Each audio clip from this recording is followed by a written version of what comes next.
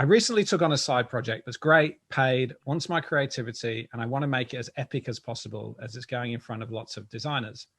But doing something in my free time is always exhausting and painful. I took it on because it wasn't just a boring logo and was something that I could attach my artistic merits to. But now it's super painful and I wish it was a boring logo that I didn't care about. Is it a choice of saying no to all extra projects? How do people cope? I feel like more than the time spent on it, it's the emotional attachment that this needs to be good because it's my thing, not a work project, and stresses me out and gets in my head even when I'm not working on it. Well, that's the burden of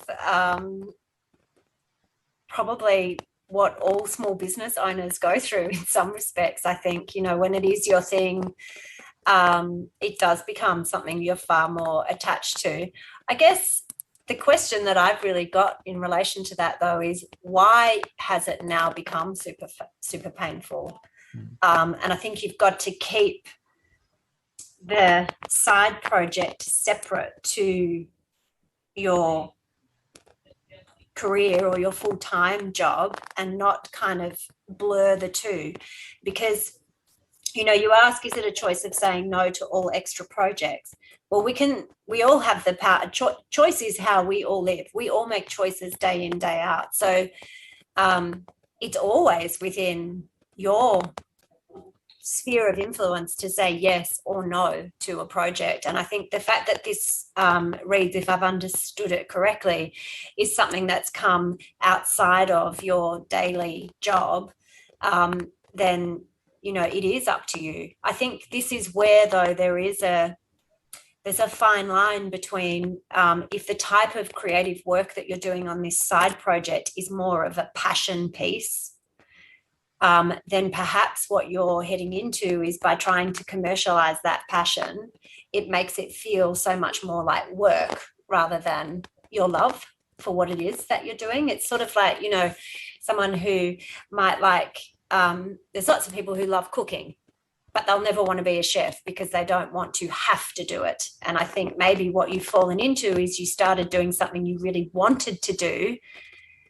but now because it is being paid and because of the pressure in terms of your audience, you now feel like you have to do it and you can't walk away from it. So I guess I'd caution you, as more side projects come up, to just kind of think about, remember how you're feeling at the moment and think about whether or not that's the additional layer of pressure you want to take on.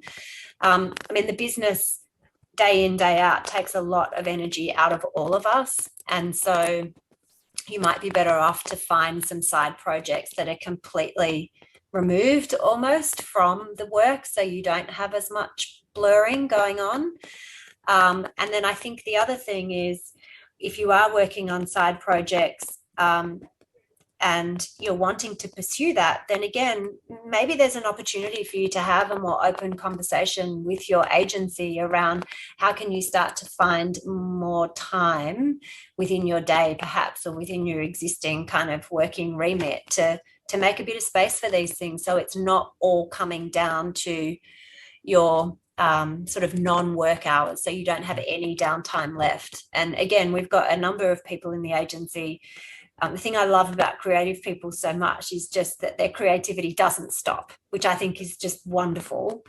But, you know, we've got people who are taking these passions and other forms of creativity and looking at where the agency might be able to help support them. So, you know, we use our influence to talk to book publishers, or we use our influence to talk to other larger production houses if there's passion and ambition for short films and those sorts of things. So sometimes, again, just opening up and sharing what these projects are that you're working on with your leaders might help you feel like you don't need to keep those things as separate, and therefore you don't have as much pressure coming down on both the projects.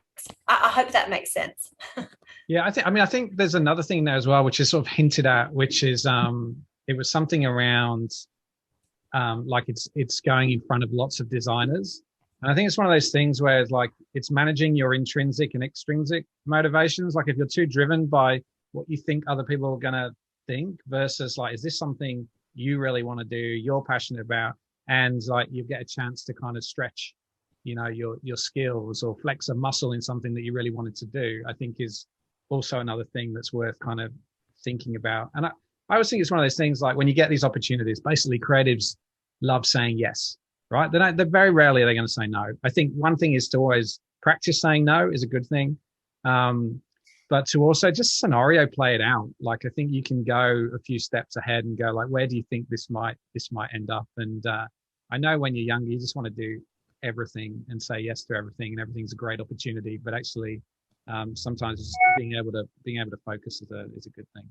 Yeah, and I think the point about it really stressing you out, like you can use that as motivation, and it's your own internal pressure that you're applying on yourself. Just remember that they wanted you, and so they're excited to see what it is that you're coming back with. And sometimes I know we all kill ourselves over the craft and wanting to just agonize over every last little detail, and it will be appreciated, but by the same token, sometimes we might put far too much pressure on ourselves for what the project actually demands.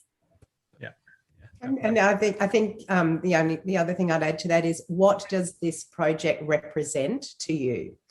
And if the project represents a way to prove that you're good enough, or an out from the job that you're currently in, or more money, or who knows? I mean, I'd love, this is where this one-way gig gets frustrating. The psych in me, has more questions. But that is a really key question for who's asking this. What does this logo gig represent to you?